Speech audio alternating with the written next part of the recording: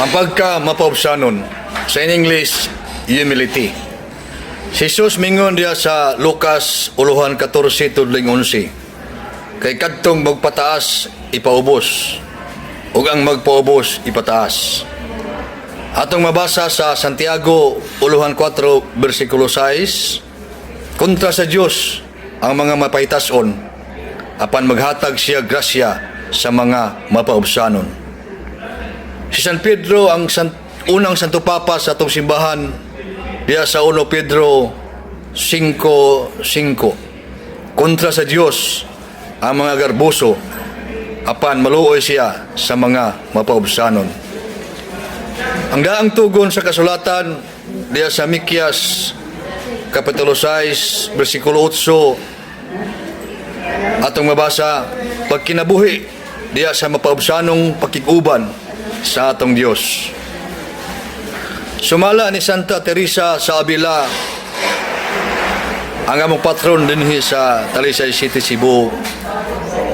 Matod pa niya, ang kamapaubsanon mao ang kamatuoran diya sa atong pag-ila, nga ang tanang maayo nga niya kanato gikan sa Dios.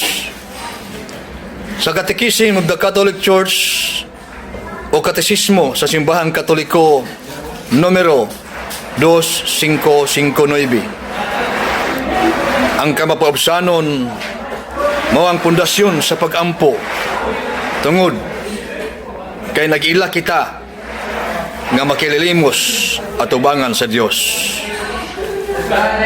Mao nga si San Juan magbubunyag mingon diya sa Juan 3:30, kinahanglan siya mouswag ug ako moos-os.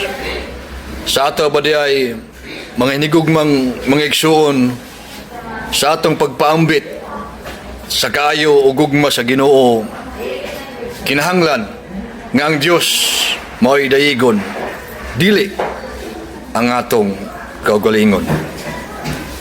Si San Agustin namulong, matod pang San Agustin, ang dalan padulong kang Kristo mao ang una, pagpaubos, ikaduha, pagpaubos, o ikatulo, pagpaubos.